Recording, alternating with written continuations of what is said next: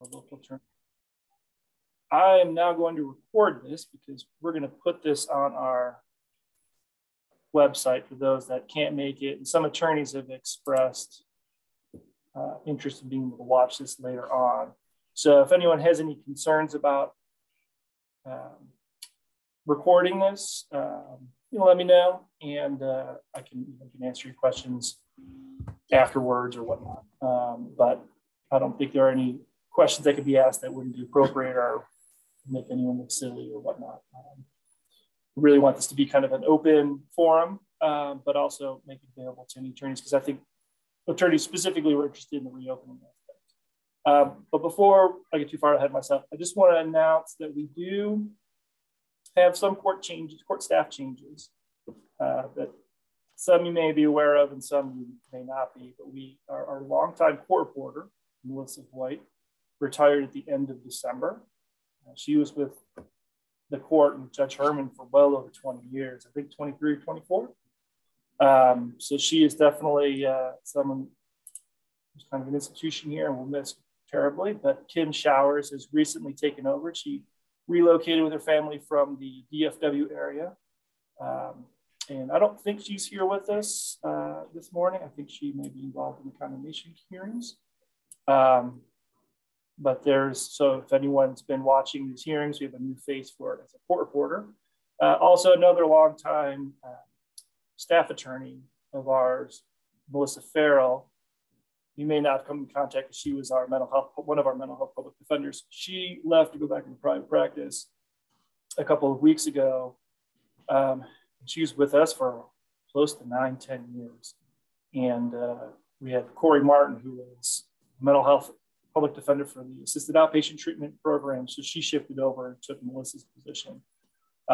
Y'all may not know much about them because they're mental health, but I just wanted to mention that this morning. And also Megan Inoue, who is on my screen, fourth box to the right up top. She is our 2-year law clerk, staff attorney, Judge Guy Herman.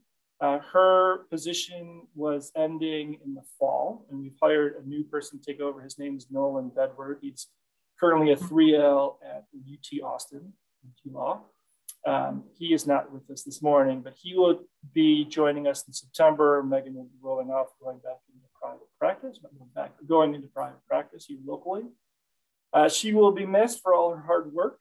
And in fact, I think she's going to take a little bit of time, take the summer off to kind of get away from the grind of work here.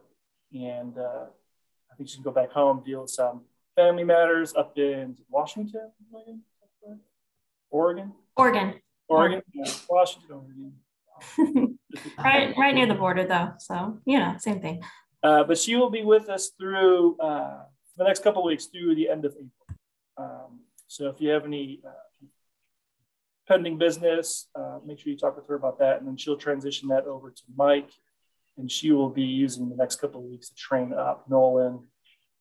He will be here a couple of days a week, so hopefully he can hit the ground running in the fall, in September or October. So I bring that up, one, because this is probably, Megan, were you even the staff attorney when we did this last time? I was a staff attorney, yeah, because I was an intern and then worked part-time for a year before I came on as a staff attorney. But I have only communicated with everyone that's on here via email. So no, I have not seen anyone face to face. So it's a new experience. Yeah, you came on, and then we didn't do many in-person hearings shortly after that. So Megan she's been a very valuable asset in the court. She's going to be practicing somewhat in the estate planning area, probably a little more international, but hopefully we'll see her at the court as frequently as she is allowed to get out there. And then I think that is it for staff changes. And I don't know if anyone else, I'm looking if there's anyone else that wants to say hello.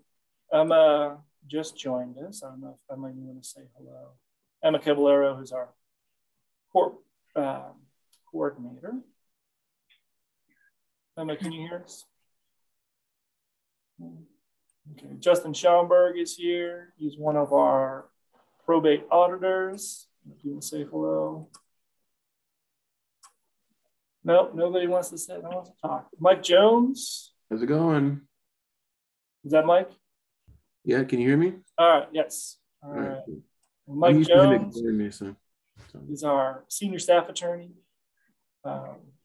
Most of you know him, but if not, I don't know if you're on, there are too many boxes. I don't know if your video's on, Mike, but just give away. Okay, well, first thing I want to mention, kind of circling back to reopening, we'll be reopening on April 1st. The court in the building has kind of been open. We never really got an official word as to whether the building is open, but people have been able to come in and drop off documents, file stuff at the clerk's office, come in and get letters and whatnot. You all are more than free to come in to kind of walk in here at the court. I don't know if people have made their way to our new location, but we are now at 200 West 8th Street, right between Colorado and Lavaca. We're catty corner from the county building at 700 Lavaca. What's nice about the new locations, even though we're a little further in downtown, is that we have two public parking garages right across the street from us. One on the west side at 700 Lavaca, and the other one south on 8th Street. So hopefully there'd be a little bit more parking when people come in for hearings. But we are also now, we're no longer sharing, at least the court isn't sharing half of a floor. The other half is the clerk's office. We all have our own floors now. And something, but I'll figure it out later. I'll just appreciate it. Thanks. But I don't think I need to show map, but when you come in, the clerk's floor is direct. They're on the first floor, so you come in through security, and the clerk's lobby will be right there. And then the probate court is on 2 and 3, and the future second court is on 4 and 5. But we can kind of talk about the check-in process for the uncontested docket. It'd be very similar to how we did it in the past, which 2 years ago, so maybe people have forgotten it by now, but we'll have someone out front check in, and then we'll send you to the courtrooms, and hearings will be done. You come back, the clerk will then help execute the oath and the testimony, and then send you down to the clerk's office and get letters that same day. I don't know if Debbie or I see Guy, I don't know if Griselda's on. Is there anything you want to mention on the clerk's side in terms of reopening, what that means for the clerk's office? We opened our doors, I think 2 weeks ago, and no longer required appointments. Again, probate courthouse traffic isn't as bad as the rest of the courthouses. You can come in and get anything that you need. The lobby is open and clerks are present to help you.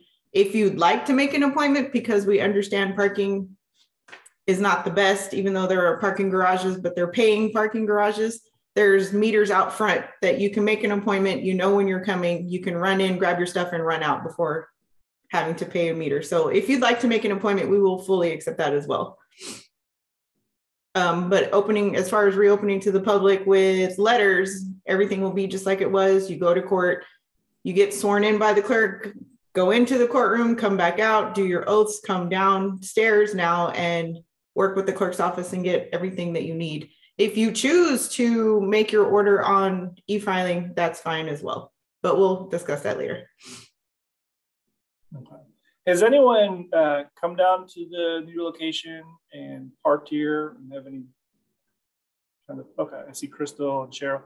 Y'all, is it easier than in the past, or was it? Most definitely. Much easier. Much easier. Yeah. I know that, you know, not a lot of people have maybe still doing remote working downtown, so there may be more parking available now than say there will be in a couple months. But there is a lot more street parking and you got those parking garages. So, okay, well, that's good. It's good that the new location seems to be working out at least on that. Okay, I don't know if I mentioned this before I started recording it, but I'll just repeat it. The remote hearings, we will no longer be doing those as of April 1st. If the Supreme Court does extend their emergency order, we will allow the virtual docket for uncontested non-record cases on Friday afternoons. Because that's really the only authority you have to be able to do remote hearings. There are a couple other ways to go about it. You could do a remote hearing for the attorneys out there. If you look at Civil Practice and Remedies Code, section 30.012, where a witness can appear remotely at a trial or any kind of final hearing, only if there's a deposition has been done prior to the trial. And because when you probate a will, that's a final hearing. We really can't allow a witness to appear unless they've done a depo on written questions or a standard deposition prior to that. And we also have some, we haven't really had to do deposition written questions these past couple of years because of the remote proceedings and we had plenty of people testifying from out of state or even out of the country. And so we didn't have to do that. But if you do go back to deposition on written questions, I would recommend reviewing the documents we have on our website. When someone dies with a will, when someone dies without a will, and it has directions as to what you need to do in order to file a deposition on written questions. You're seeking a request that you need to post for that. And then once the time period runs, you can then do the deposition on written questions and then file it with the court. Paloma, is that you with the question? Yes, hi. I have a quick question. So back in the day, the court would sometimes allow people to appear, mostly attorneys, appear by phone. Would appearing by Zoom still be an option, or are we going back to like if an attorney can't appear and we're asking the court for a special accommodation, would it be phones or could we still appear by Zoom? So we do not have a phone in the courtroom. And I think part of that is because of the historic aspect of the court. I'm going to look into seeing if we can install a phone line. But I think if we do, I think it's probably better to have it as Zoom, that person appearing by Zoom so that we get the video aspect, because I know Judge Herman was not a big fan of the phone because he couldn't quite confirm the person on the phone was who they said they were.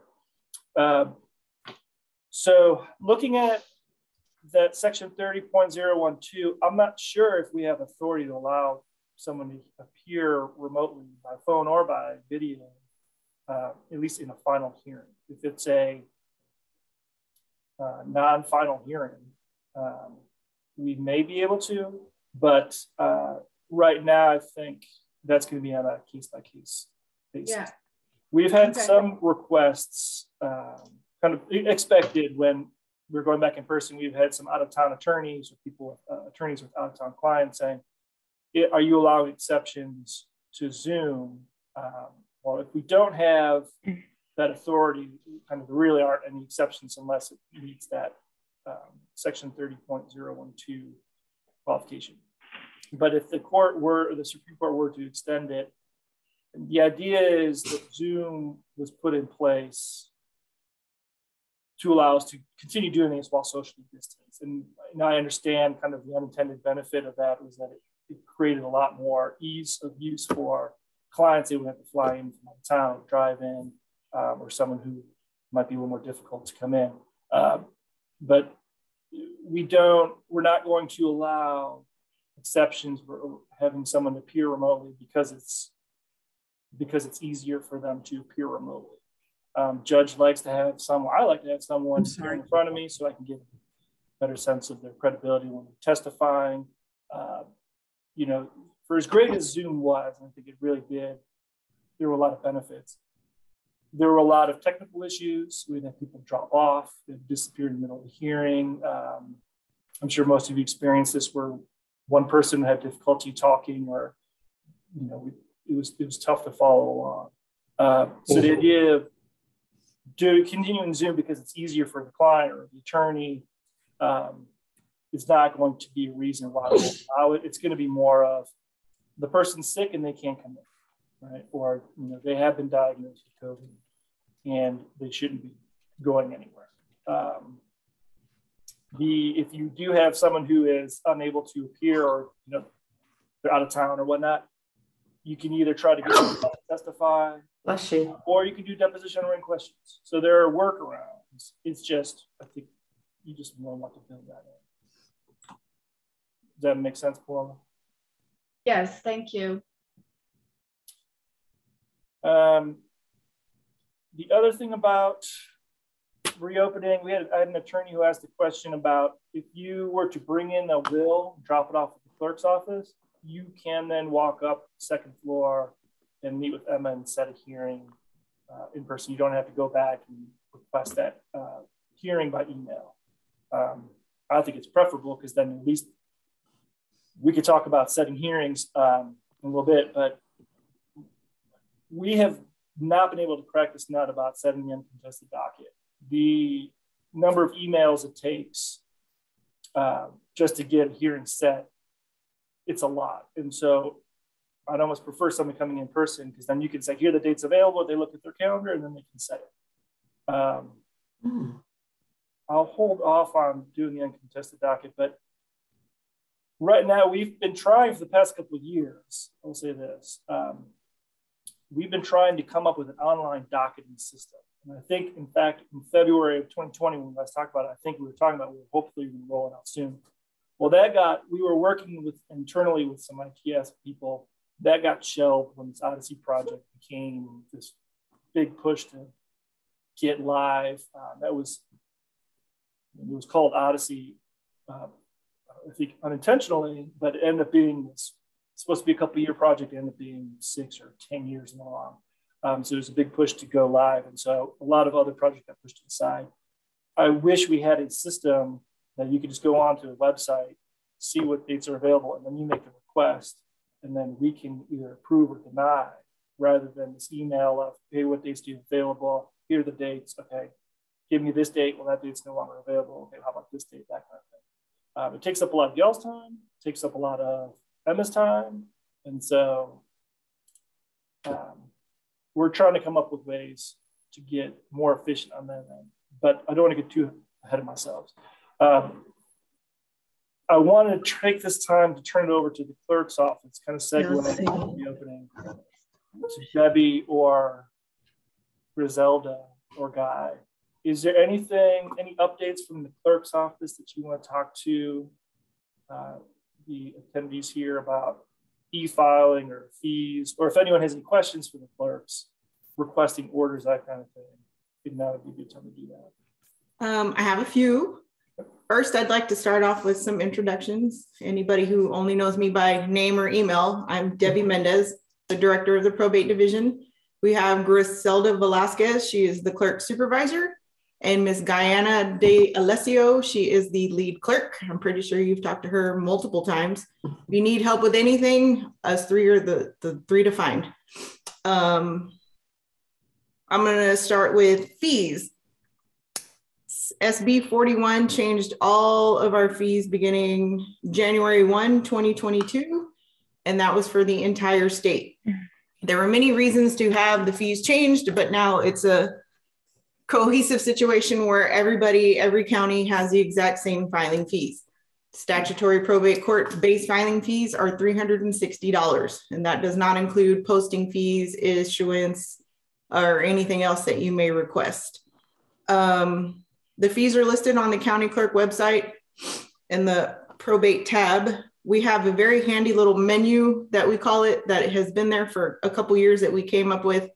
Judge Herman had signed an administrative order a few years back stating he wanted all the necessary fees up front for any new filings.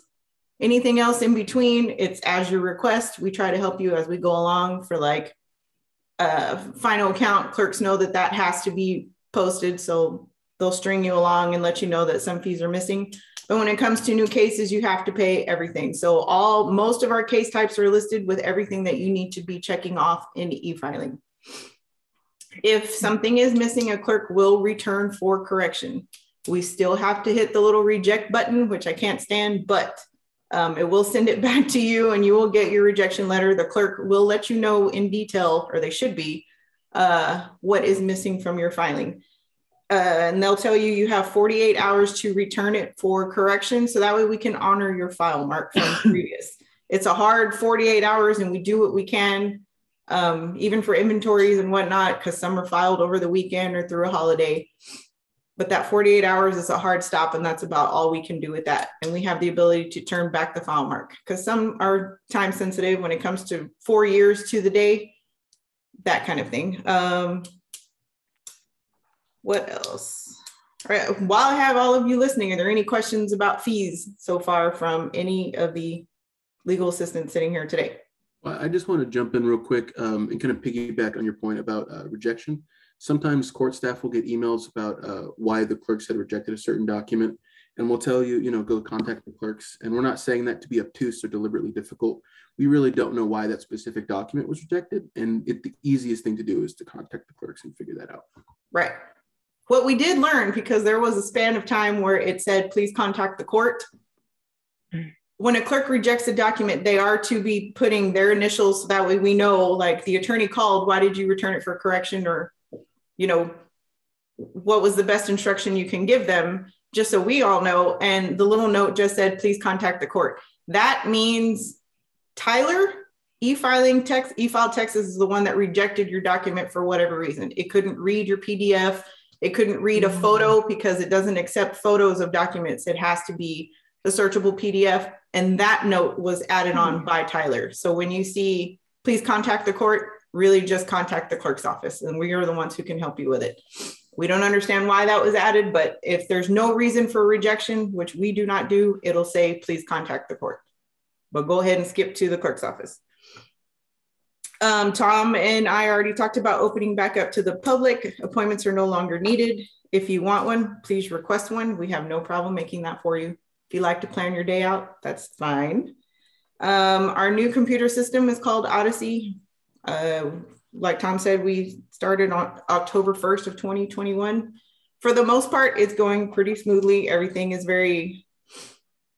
has a workflow and is document based as opposed to proposed order based. And Tom also mentioned that you don't have to give us a proposed order.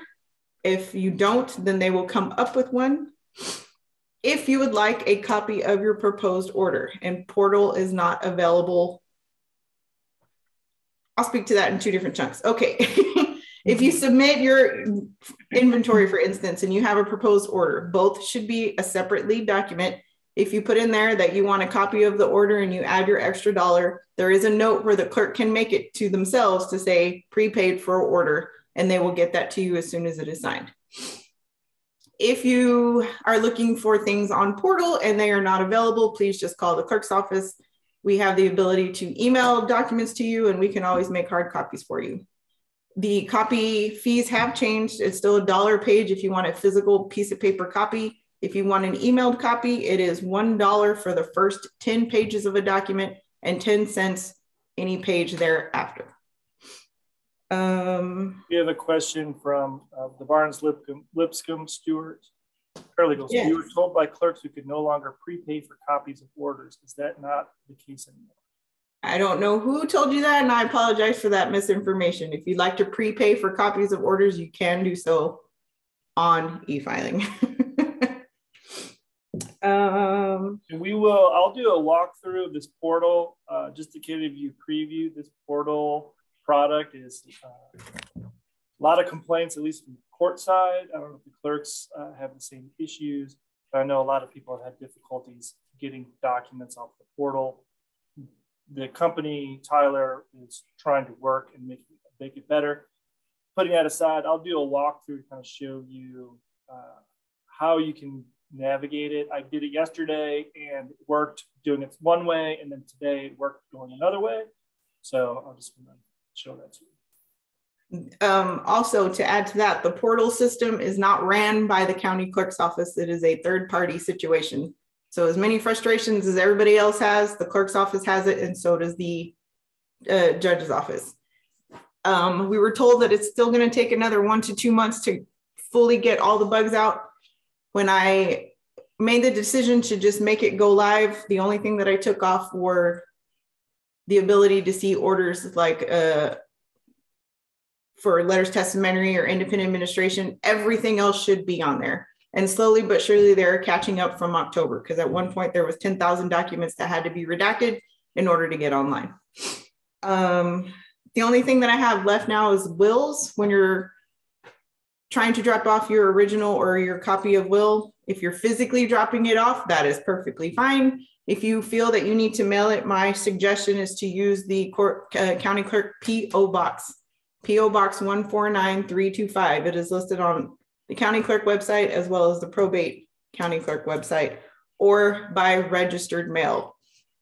When it comes to just regular mail, there's a huge 3-day system that it has to go through and get checked off by many people. And it's hard when there's no signature. And sometimes it takes a very long time. And I understand sweating because the original will is just floating around somewhere in a mail system. But the best suggestion is the P.O. Box or by registered mail or handing it to us. Then that's about all I got. I will Zelda, sorry. I'll just kind of jump in on that. Sometimes an attorney or a law firm will mail the original will and they'll send it to the court rather than the clerk's office. It's not a problem. We're one floor up. It comes in. We open it. We'll know it should go to the clerk's office. We send it on. It just delays things, so it may take another day, because we will take anything that gets filed, that gets mailed to us that needs to go to the clerks. We usually take that once or twice a day, but it's just an added step. So if you are sending it in, don't send it to the court. Send it to the clerk's office, and we have a different P.O. box than theirs. It'll get to us. But I just got a question. Can you FedEx a will? Yes, you can. Make sure to FedEx to the clerk's office, not to the judge's office upstairs. And we just will fully accept it.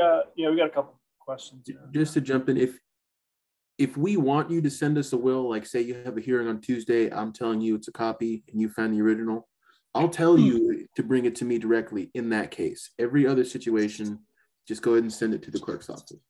Right. Okay, so following up, Martin Slipscomb just said, we do prepay for orders, but we still have to call, email, and request them. Is there anything we should be doing to make this request smoother? And then Monica mentioned, I always prepay for copies of orders, but I never get them until I email or call the clerks. Contact me if you ever have an issue with that. I will fully get on the clerks about it. You can fully pay for an order ahead of time, and they should be looking in their register of actions for that note when they are noting the orders. If there's any kind of process change I need to do, I will do that today. JAG, regarding obtaining copies of images not available, I was told we had to submit a written request and the clerk could not email a copy to me. The clerks can email you a copy. It is $1 per first 10 pages and 10 cents thereafter. We do submit a written request is more like the clerks are dealing with thousands of documents per month, and everybody's putting in their request, and every single request is just as important as the other one. But there are 6 people juggling all kinds of requests, and we prefer it being on paper. If you'd like to prepay on e-filing and just put in a letter of request, I need a copy of these documents, plain, certified, whatnot, here's the fee. Or sending an email and please call me to charge, or I can send you a check is best. So that way we do not lose the request. So that's what we mean by submit a written request. Is it required? If you're talking over the phone and you use your credit card at that time, Mary, that's fine as well. But the best bet is to do a written request. And can you FedEx a will? Yes, you can. Yeah, and just to, this is not an excuse, but it's kind of more of a for edification purposes. I feel like a lot of attorneys I've been talking to, they've been really busy. There's been a lot of work these past couple of years, and our caseload, the case filings have spiked. In fact, I think, Debbie, correct me if I'm wrong, but I think we were a month or two ahead of where we were 2 years ago. So we probably had almost 200-300 more filings this past fiscal year than in years past. So there seems to be continual growth, and there was a particular spike this past year. I don't know if it's going to continue that way. I don't know if allowing remote proceedings has allowed more people from other counties to file, and that's caused more work to come in because now you have more attorneys that are able to practice in this court. But it may explain why there seems to be a lot more filings, a lot more requests for copies. Again, not an excuse. We should be getting these out as soon as possible. But there might be one reason why there seems to be this spike in requests.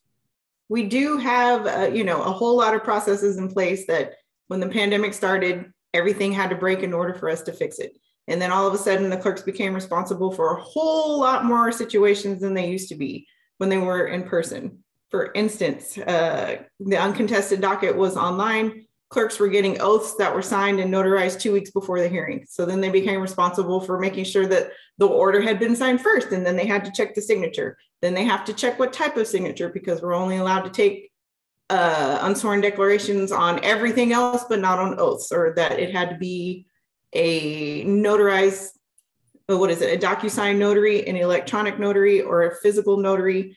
So there's that on top of everything else in the request for copies, which is why we made everything be submitted on a request of some sort.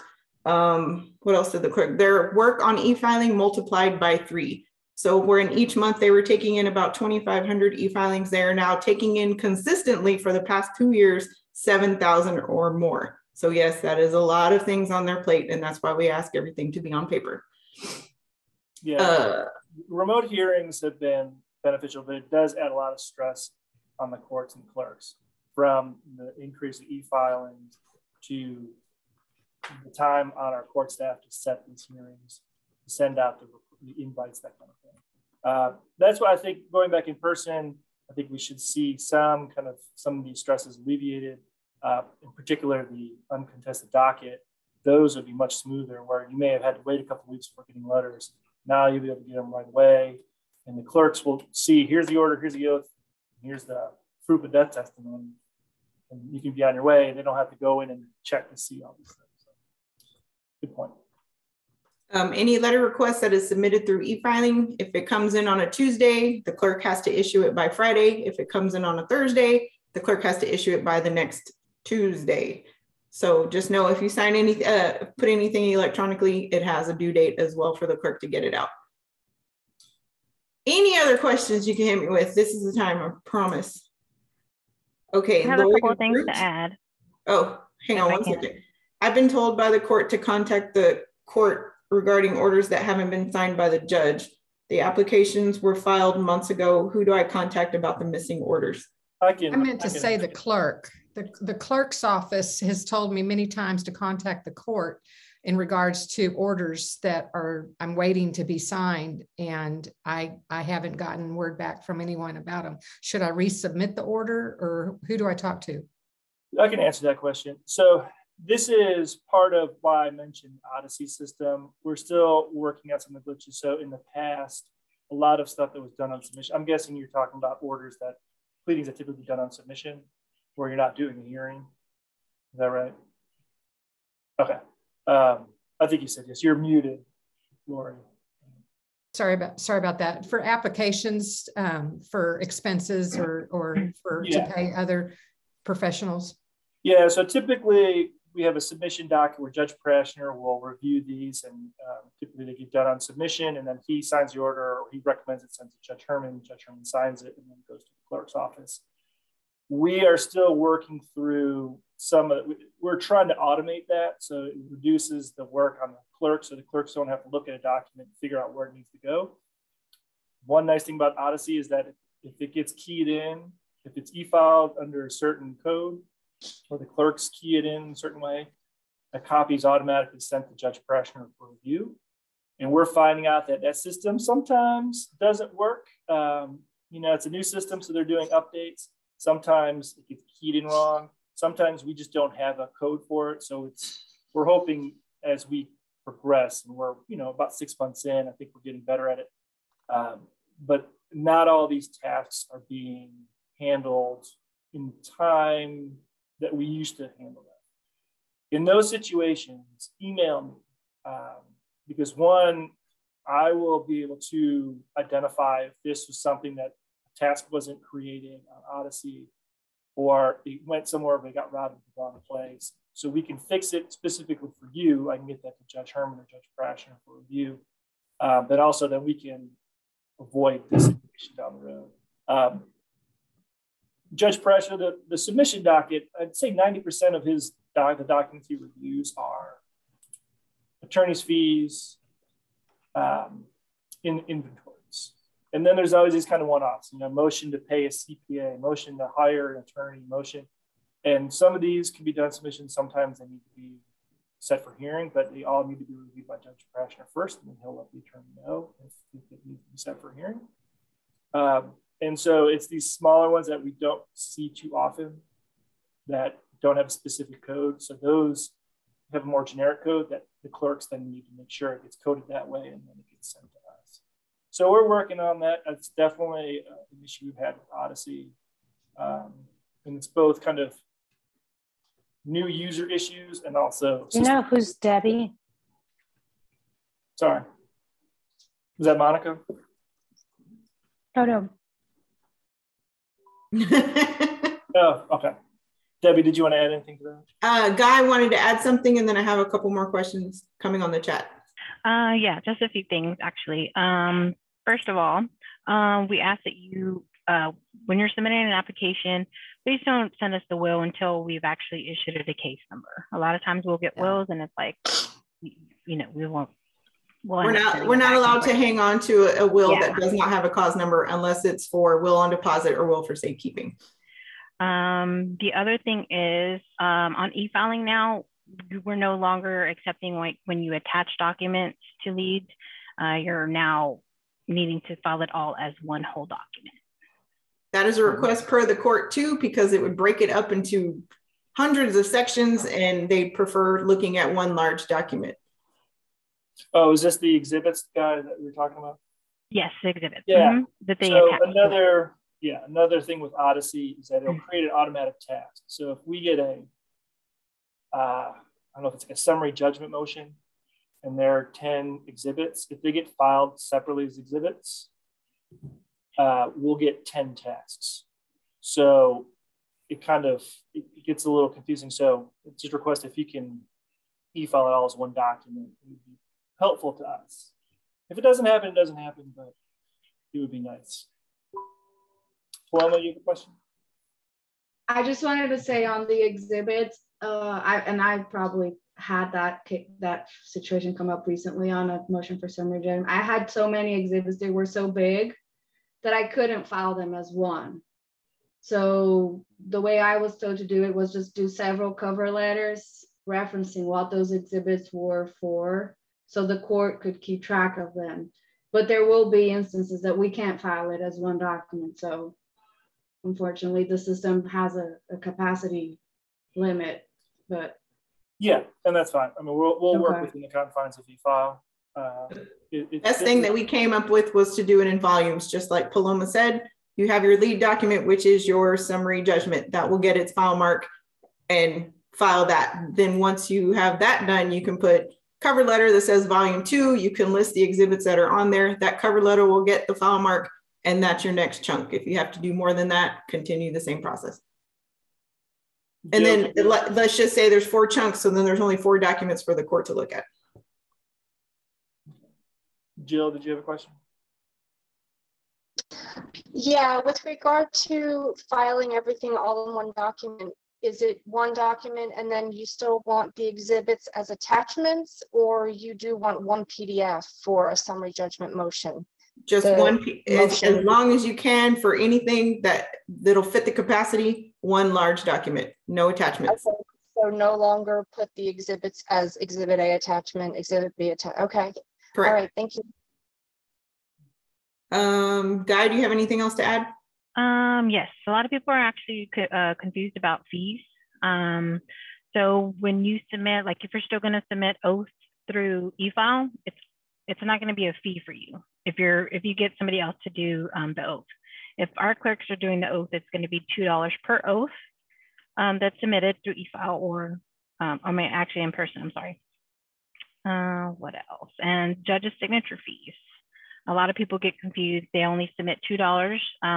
Whenever the judge signs an order for any kind of letters, whether it's testamentary, administration, or guardianship, the $4 fee is required, okay, before we accept an e-file, the oath and proof and all that. With e-filing, the clerks have the capacity to reduce your fees, but they do not have the capacity to add additional fees. Anything else? Is that it? Okay, back to the questions. Barnes, Lipscomb, Stewart, regarding the 48-hour rule for rejected pleadings to preserve the file mark date. What about posting date? Does that get preserved as well? The posting schedule is very set. You have until 4 p.m. every Thursday to get anything that you need posted to be posted that day in order to set your hearing by a certain time. Clerks post anything that requires or requests a posting each day. So while your document will have the original file mark, if we can do it, it'll get posted as long as it's before 4 o'clock on Thursday, it'll get posted for that same week. Does that make sense?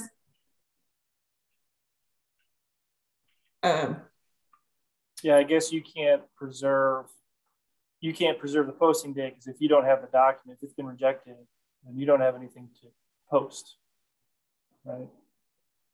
So if they were to file something Thursday morning and you kick it back and they've got 48 hours to correct it, you're not posting that Thursday. You're waiting until you can accept it. I can't backdate an issuance of a posting date. Leanna, when we are looking up cases online through Odyssey, I cannot always find the case. Also, most of the documents are not viewable like they were in the past. Will this issue be fixed? Yes. Tyler is still working on their portal system. Within the next month or two, hopefully all of the documents should be caught up and it should be in real time. I've been hearing that they're real time because it's a different system than the previous online system. Will be about a week for documents to show up online. They have to get redacted 3 times before they can get put online. 2 computers and 1 human redact every single document for probate. And I'll do a walkthrough of the portal. So again, like I said, sometimes it's a very finicky system. Sometimes it works if you do it one way, and sometimes it doesn't work that way, and you do it a different way. And I'll go through that shortly. I think we can go do that now if the clerks don't have anything else. Still going through questions. Heather Zorick has an portal question. We'll get to that. Yes, got it. Thank you. Do we still email the proof, order, and oath in Word prior to the hearing? We do not e-file them. Correct? You send them to Mike Jones and Megan until the end of May. Right. Okay. Well, then let me do us forever and always. Don't send them to anyone else. If it's not to Megan or I, it's not the right person. Also, don't send them to us until you have set the case with Emma. And once she's cleared your case to set, then email them to us and please put your hearing date in the subject line. If we don't know when it's set, that makes it hard for us to know where we should be saving these documents to the appropriate hearing folders and things like that. So wait until it's set, including the subject line, cause number, hearing date, and make sure they're sent in Word format. We won't do PDFs. That's all the questions in the chat. All right, well, let's do a walkthrough. I'm gonna do this. And I'm hoping, can you all see that? Yes. Okay, so this is the new portal website. So if you go to the clerk's office website and click on locate a document, this is the new URL, and it'll put you here. And what I kind of pre-populated this one, I think is a nice cause number to use. So if you punch it in this way, what I did first is I didn't include the dashes, and in fact I omitted the zeros in the cause number, and then you got to tell them you're not a robot. And I'm going to show you this. You can see if you were to click on advanced filtering options, Oh. Default is all locations. If you hit submit, it won't find it. It says there's an error. But I'll tell you, 10 minutes before this COE, I did it and it went through. So again, it's kind of a little wonky. So let me try it again with the zeros. And let's see if it works. Hey, look, it works. Weird, right?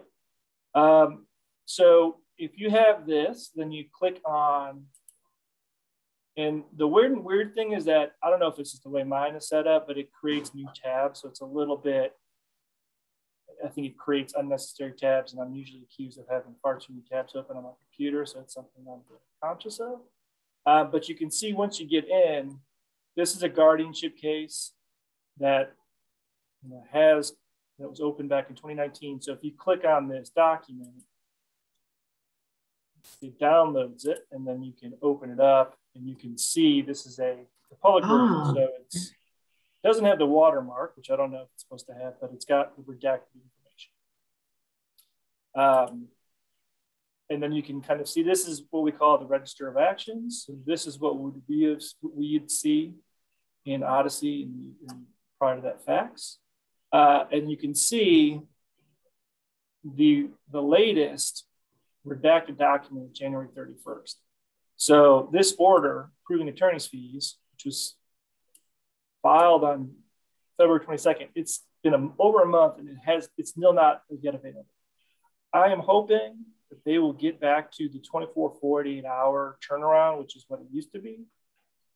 I don't know, Deb, if you could talk to that. I don't know if Tyler promised that they're going to be. Once it's all caught up and working correctly, apparently it's a week turnaround. Okay. Five days or so? It's going to be 5 days. So you can see we're still catching up on that. I think that's the problem with the portal product, and hopefully Tyler can get that done quicker.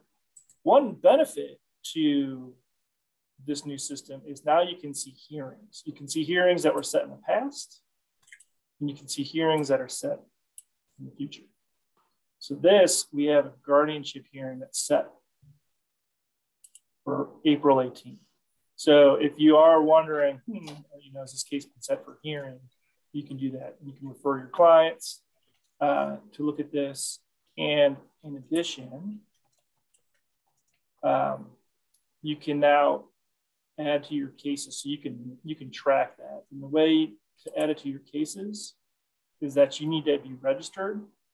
Does anyone, well, it'll be tough for me to see, but what you want to do, and I'll go back, if you aren't registered, you go to the top right hand corner, you can see this register sign in.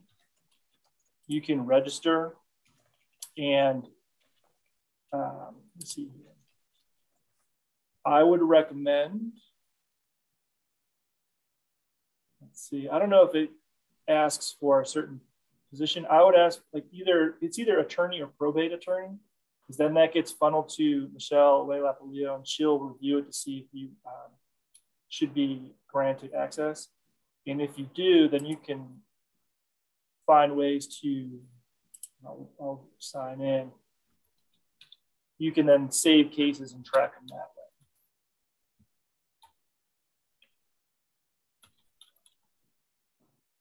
If I log in,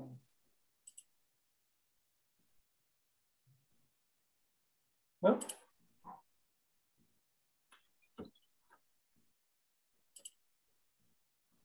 Okay. And I don't know if I have any.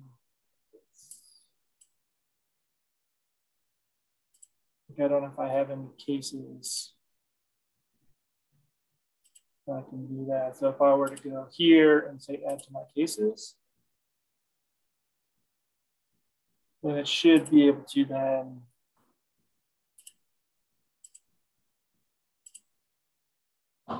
Yep.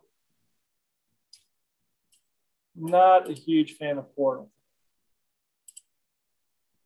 But the idea is you should be able to then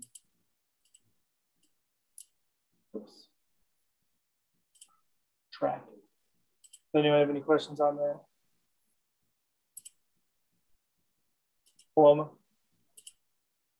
The other system used to have financial information, so we could see like which fees were paid, what was not, mostly like the item fees and codes.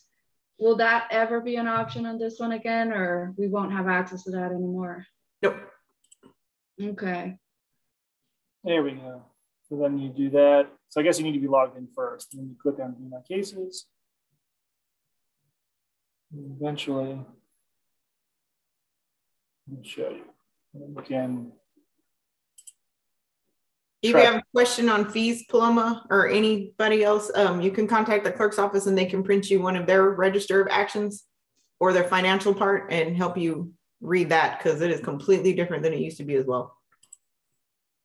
And I'll just show you one more. If you go back to the smart search, if that doesn't work out, one workaround is that you want to either select just specifically county clerk or probate court, and sometimes that will allow you to view that case. So if you get it something that says this case doesn't exist or we're having issues, you may need to change it up.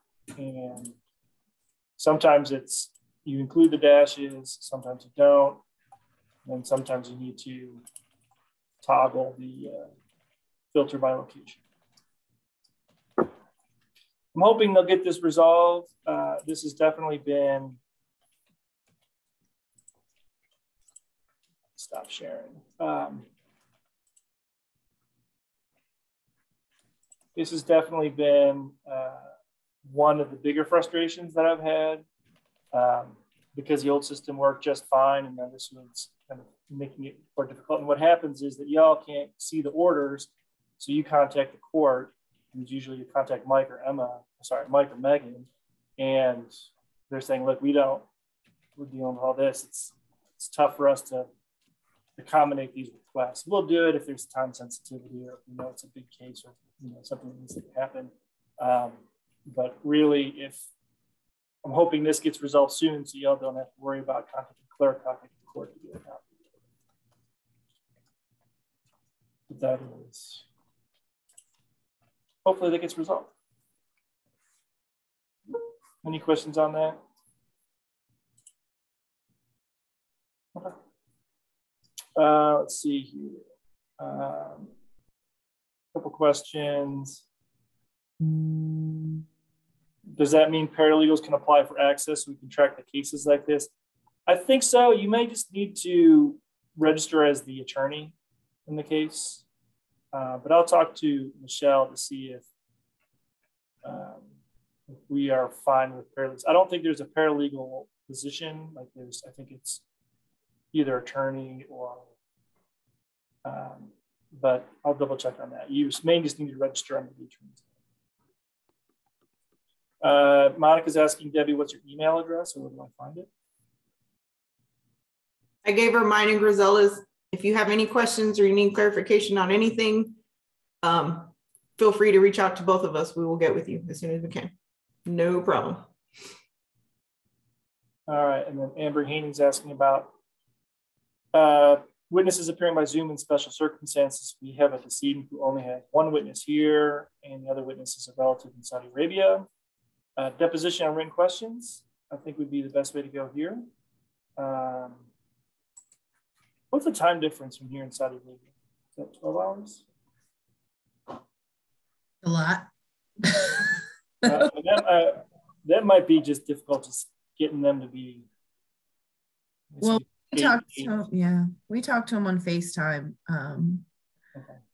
But I'm a remote notary, so I can get on FaceTime with them and just do the deposition on written questions that way.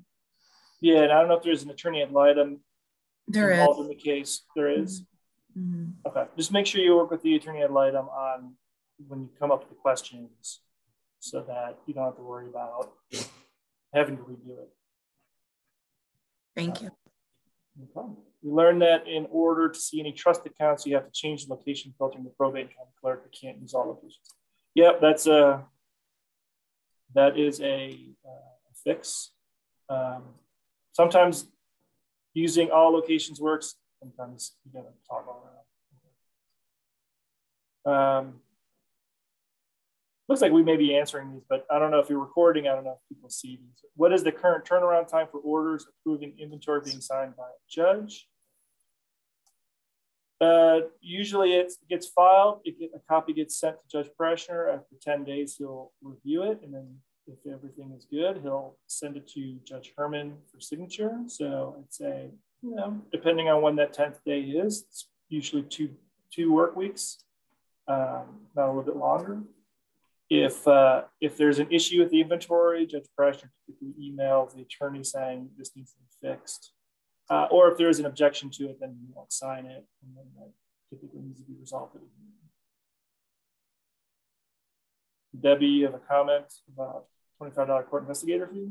Yes, it just hit me. The $25 court investigator fee for guardianships that has to be paid each year. Currently, the entire state does not have that availability to choose on e-filing.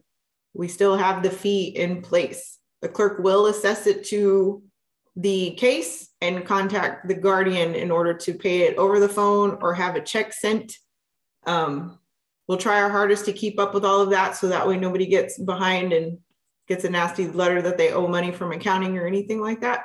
But just know that that is still being worked out by the whole state and trying to figure it out. It just hit me. Debbie, are we going to be just doing like $25 copy fees for the? There's no way for me to convert it. So should I just call you with a credit card when I go to file the annual report of the person? You can, yes. Okay.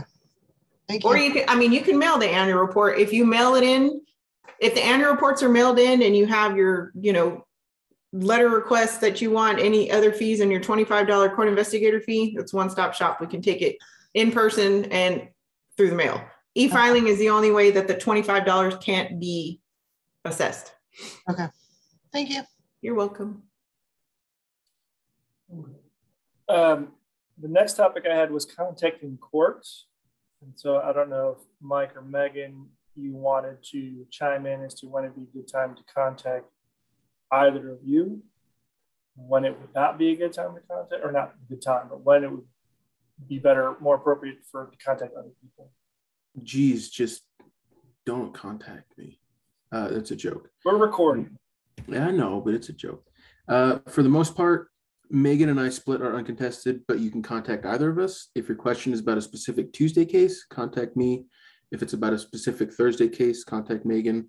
If you have a question about regular docket, contact me. Regular docket probate cases. If you have a question regarding airships, it'd be Megan, but through the airships email, probably the best. Yeah. Megan, what do you think? Yeah, definitely pretty much just reiterating that. We prefer email just because we handle so many cases. It's much easier for us to just do it by email, especially reply to the original emails rather than keep creating new emails. Just because that lets us look back, and let us see what we've told you previously. And it just makes the review process much quicker. We do obviously take phone calls. The tricky thing about that is we're in and out of the court throughout the day. So there's no guarantee you'll get a hold of us, but we try and call back as quickly as possible if you leave like a voicemail. But like email is just our preferred method. And even if you do call us, we'll often say, can you just follow this up with an email so we have a record of what we've talked about in case questions arise down the road. And then Emma, I don't know if you're on, if you wanted to chime in, contacting you for what and what your preferred mode of contact is. Definitely my preferred method of contact would be email. I just get a lot of phone calls from the general public as it is, so it's easier for me to communicate through email. And it's easier if it's through the probate email. If you send me an email to the emma.caballero email, my personal county account, it's gonna be kind of difficult for me to see that because I manage the court's email as well. So I'm gonna see the court's email first before I see mine. I usually try to spend my mornings answering my email account, but it's a lot quicker if you're responding or sending me your questions through probate. Otherwise, it's gonna take a little while for me to get back to you. You can call, but it's kind of like a hit or miss. Like I'm usually on a phone call already if you're calling me. But if you leave me a voicemail, I'll return the voicemail, or I'll like find an email that we were already talking through, and I'll just respond to that email with your question from the phone call. Just because it's easier for me if I'm on a phone call already and then I see that you left me a voicemail, I can kind of like monitor and check my voicemails while I'm on a phone call. So if I see really quickly that you left me a voicemail, I'll typically respond by email, but email's gonna be the best way to go. And I'll just chime in. The number of emails coming into probate hearings has spiked significantly in the past, I'd say,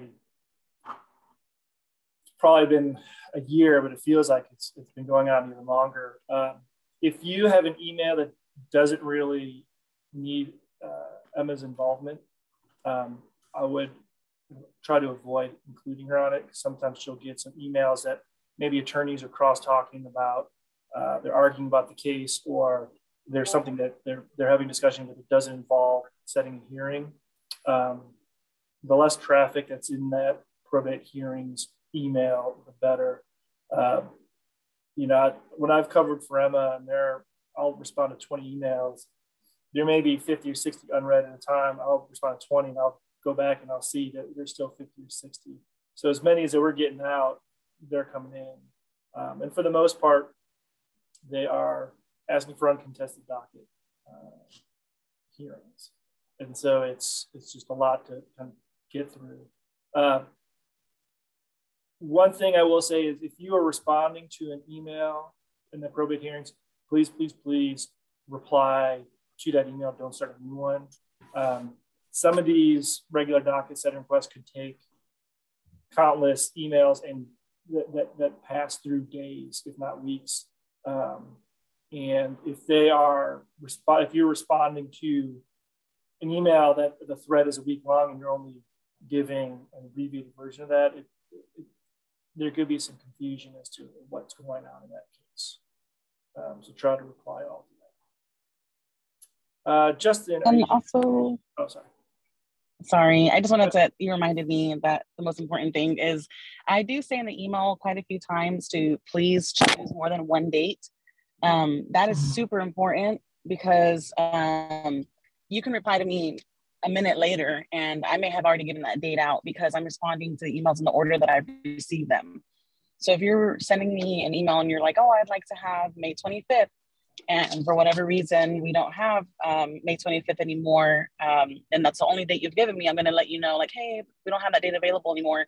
You know, May 27th is available if you'd like that.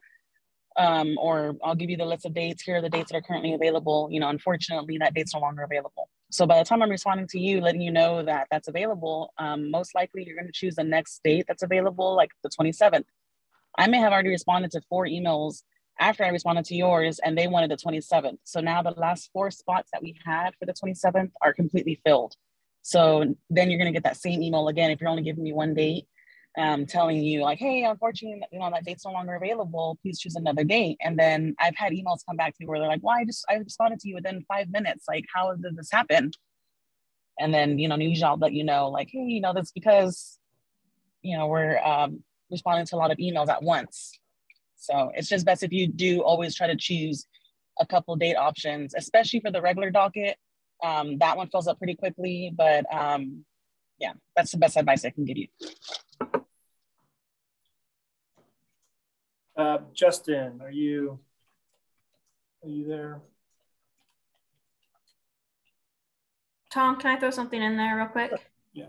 Also, I'm sure Emma probably feels the same way, but when I'm setting airships as well, when you're coordinating, once we send you those hearing times and then you're coordinating with all the different parties and ad litem and everything, go ahead and just take the court off of that back and forth, because it can get confusing when an attorney says, oh yeah, I'm available on this date. Then I'm thinking, okay, everyone's reached an agreement and I can set it.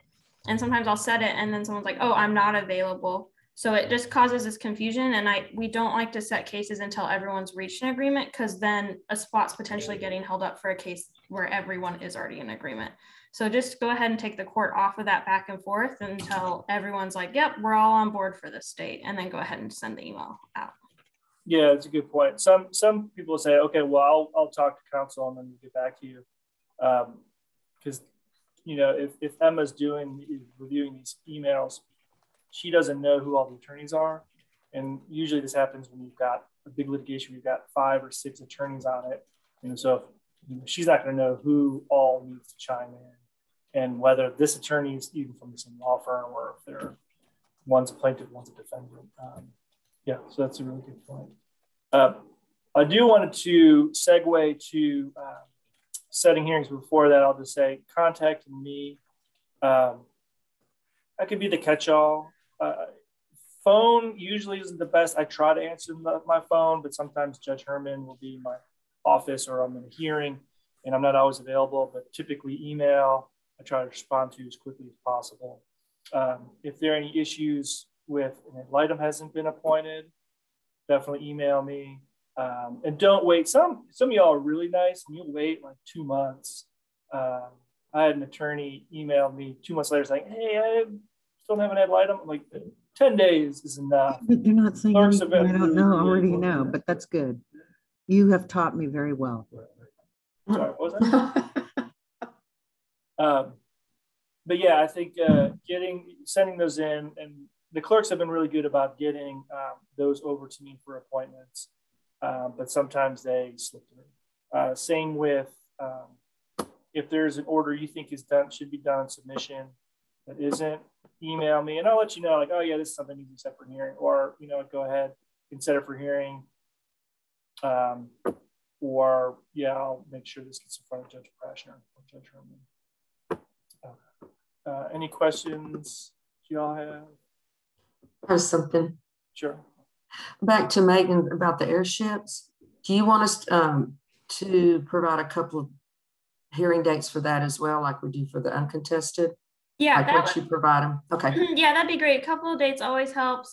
Because airships, I mean, we have a lot of airship requests coming in right now. We're, I think, like triple or quadruple what we're normally receiving right now. So that's definitely beneficial. Luckily, because I'm not juggling all the different types of settings, they don't fill up quite as quickly. But yeah, multiple dates is always beneficial. Okay, thank you.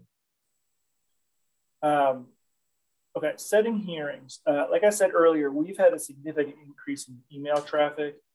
And so I want to kind of throw this out to y'all. I don't think that the way we are doing email, the settings are as efficient as I'd like them to be. And I don't know if y'all felt the same way or if anyone had any thoughts or constructive criticism on how this can be done better. One idea I had, our website is a little too static. I don't have the authority or the ability to go in and update it. We have to go through this web team through the county. And so it's not really set up to change things on a minute-to-minute basis.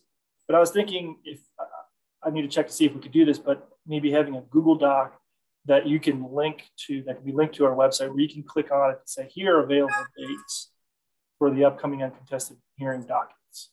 And Emma or someone here at the court can monitor that and can edit that on the fly.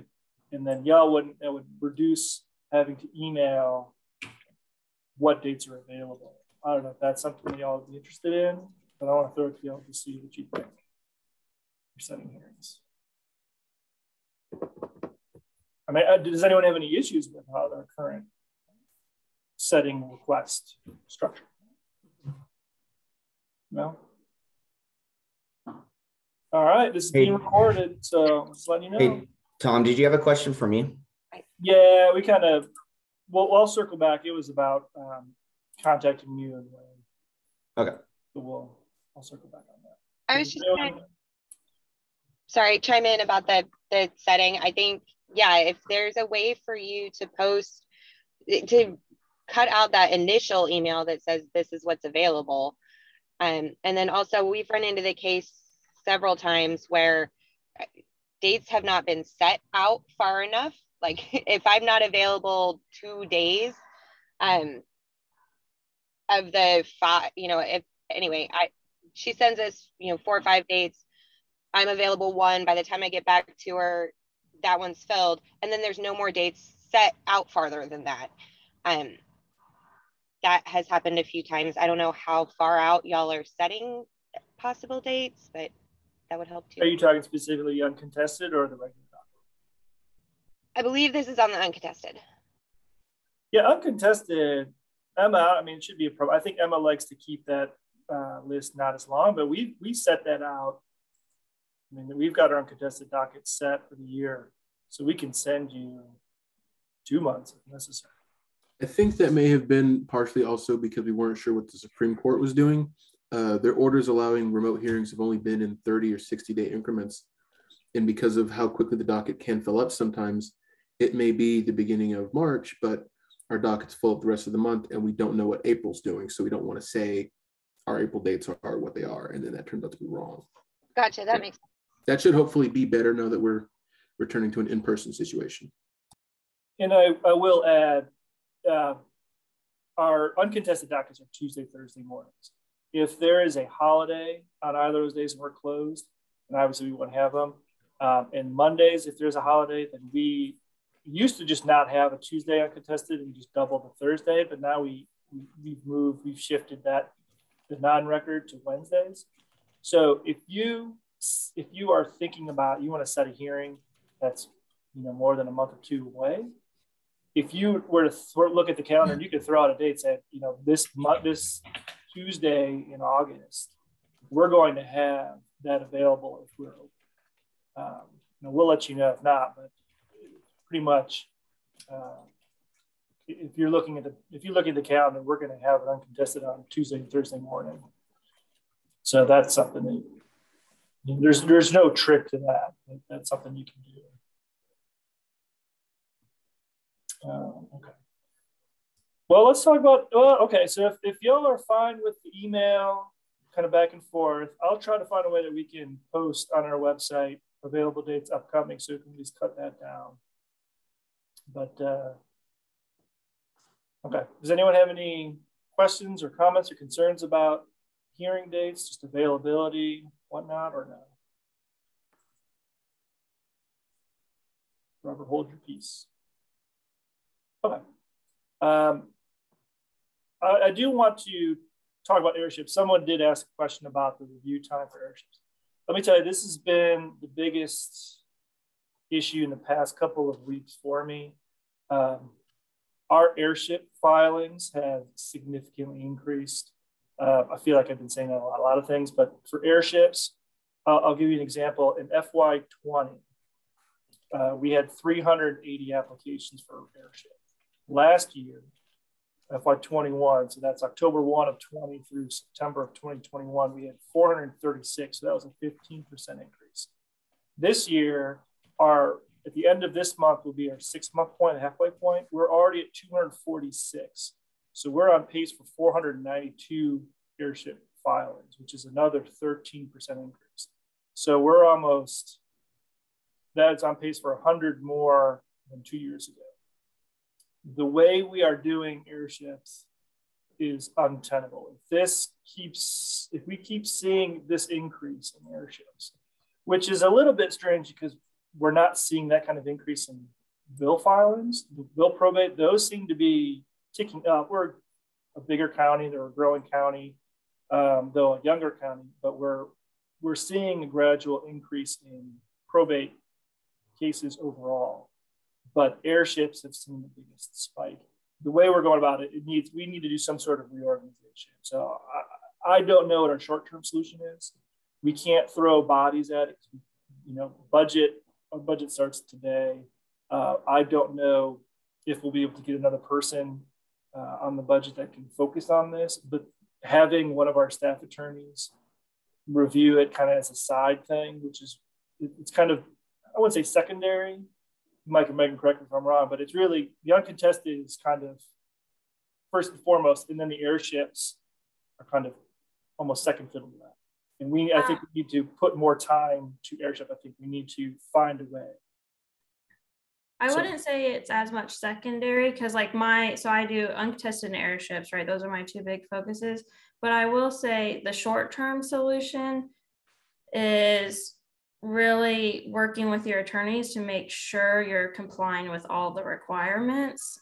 There's statutory requirements, you know, and we have great resources on our website. We even have these beautiful diagrams that break out the airship shares and all of that, because, you know, when I get, even though I'm getting like quadruple the amount of requests right now, if those requests have the correct information on them and have met all the requirements, it takes me 5 minutes to review that request. But it's when not everything's being complied with that it takes longer to review, and it can take, you know, because I'm not only just reviewing it, I'm then sending the correction emails, and then we start that back and forth. So for if the best way to get setting dates quickly is if you're meeting all those requirements.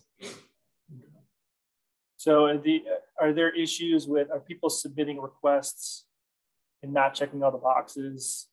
Or are there checking all the boxes, so there's issues within those filings? Yeah, there's usually issues within the filings. And that's why I'd really recommend that you work through, we have some checklists on our website, you know, and then maybe there's a checklist that I use for reviewing the application. Maybe we can add that to our website as well. Just because there's our biggest issues, you know, is the 20257 not always having the correct language. We have some issues, you know, airship interests aren't done correctly. So if you just take the time, I know airships, there's a lot of nuances to it, right? It's not nearly as straightforward as our like letters cases, and wills cases. But if you work with the attorneys, just get those like corrections done, especially if you update your templates when I'm sending you corrections, that should also help streamline everything too. Because once a case is done correctly, it's a really quick review for me, because it's just very pleasant, because, you know, I just go right down the list and quick check marks. It's once, you know, there's little things going awry that it starts to take time. And that the airship setting request forms also kind of act as a checklist for you guys. I know, looking at a couple of them the last few weeks, ironically, the box that is unchecked is the one that says this item is always required. And right there, we can't move on until that box can be checked. So please use these resources, please. Okay. So I'm actively trying to figure out a way to get more resources committed to airship review. But it also sounds like it could also, on the attorney side, if that can be tightened up, then we can get this to quicker turnaround time in the review process. Okay. Anyone have any questions, comments about the airships? Is there confusion on our end? Are you looking at I know it's a really, really convoluted, I mean, that checklist, I think we're down to 8-point font. We're trying to cram in as much information in there. And so it's a lot, but the problem is that airships, which is a lot of statutory requirements. And so if it doesn't get done, we can't proceed. And the last thing we want is for y'all to come in with the clients, you know, someone from out of town, and you get there and it says, well, we can take testimony, we can't sign the order because you didn't do this, that, or the other. And so Judge Herman, you know, his kind of thought on this is get this all done beforehand, so when they show up, the hearing is 5 minutes and they're out of 15 in terms of an airship. Does anyone have any concerns or questions? Paloma? I know you always like to. No question. Well, actually, will there be an airship CLE? Maybe paralegals could attend that one too to help to make these things better. I think I'm doing that one in May, right, Tom? There will but it's just for attorneys, right? Yeah, but we can open it up to, you know, I don't know if we'll do that virtually or if it's going to be in person. I think virtually we might be able to get more people in, but we have a pretty sizable courtroom now if we do it in person. But yeah, Mike will be doing the airships one, I think in May. I don't think we've got a date set on that. And Megan, before she leaves, will be doing the uncontested docket, getting it right the first time next month. So be on the lookout for that. And those are great ones to join, because then we kind of go through the basic nuts and bolts of making sure all the filings are where they need to be. Okay. Well, that's all I had. I don't know if If anyone, any other questions? Looks like we don't have too many questions in the chat. Oh no, Tom, I wanted to throw in a couple of things if that's okay. Yeah, absolutely. Okay, so I know that. Why don't you identify yourself? Oh, I'm Alicia Henderson, the senior probate auditor. And I've just got a couple of things to go over where there's been some confusion, and also with the new system, it makes it a little more difficult. Attorney's fees, reimbursements, and accountings are all separate pleadings. Judge Prashner does attorney's fees, I review reimbursements, and Justin and I do the accountings. We can't pay out any reimbursements of attorney's fees until they've been approved by the courts. So when you add those together, by the time I've gotten to mine, which is 60 days from the date that all the documents are turned into the court, and then discover that attorney's fees are in there, and it's very difficult to try to get all of that to Judge Prashner and then try and get it reviewed, because they should be separate. So please, reimbursements, attorney's fees, and accountings are all separate.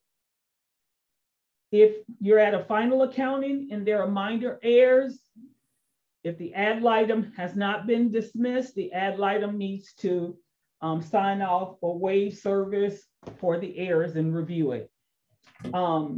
If for some reason, and it's happened because sometimes things are a little longer, if the ad litem's been dismissed, one will have to be reappointed.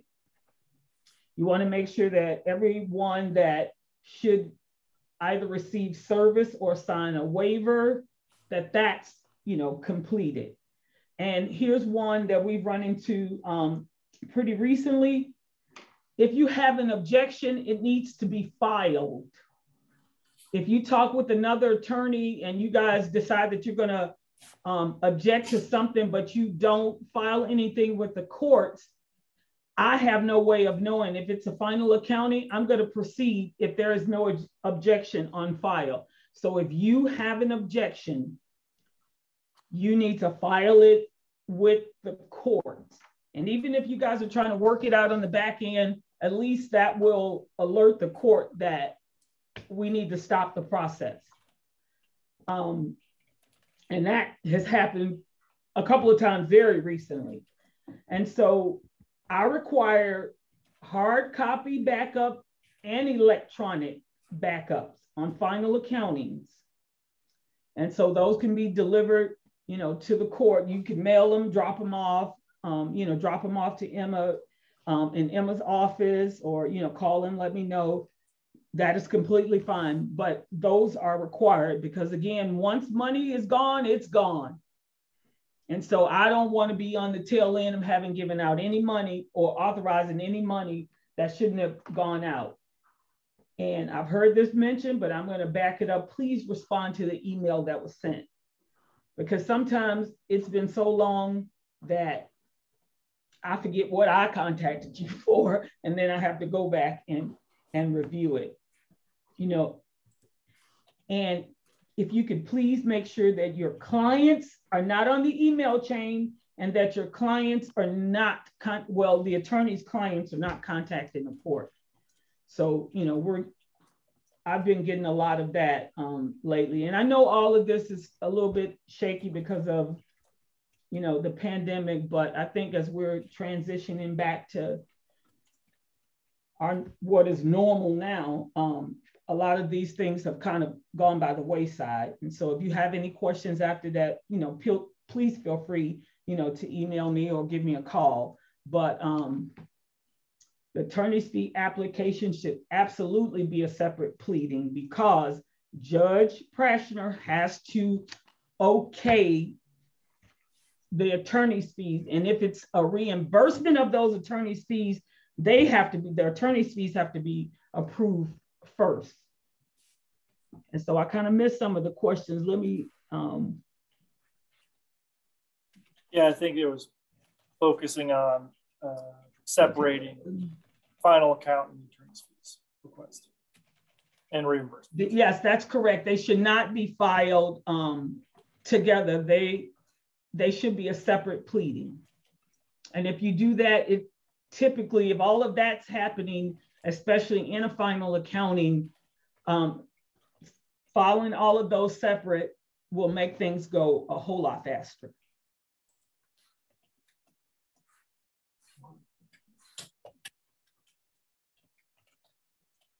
You said can be, I don't know what that means, can be in the same envelope. Yeah, I think it was a clerk. Debbie was clarifying if you're e-filing. Oh, okay. Well, before we wrap it up, Justin, I didn't know if you wanted to. Yeah, for annual accountings, electronic documentation is fine. Annual accounts, electronic, final accounts, physical documents, and electronic for Alicia to review. For the electronic documentation for annual accounts, please make sure that you do turn in the unredacted copy of the annual account pleading. We do need to double check and verify all of the bank accounts versus the inventory. If it's a first annual account, please also turn in the inventory pleading as well for review. And you want to make sure that you turn in the bond payment receipt, the most current one, so that we know it's paid, current, and up to date. Y'all have been doing a great job asking questions when need be. If you do have any questions on anything, please reach out to us. It's easier for us to catch it before you do something, before you file something, so we can better inform you on what needs to be done. And that's it. Well, if there are no other questions, we'll get you out of here. But before doing that, I just want to say we have the best bar here in the state of Texas. And I'm sure a lot of that is because of y'all and what you do. And we thank you very much. And we love having these CLEs because then we can hear from you. We can make our side better, and then we can talk with y'all to if any tweaks that need to be done. But thank you again for it's been a heck of a couple of years. But thanks for being patient, and that's it. I'm gonna stop recording this right now, and then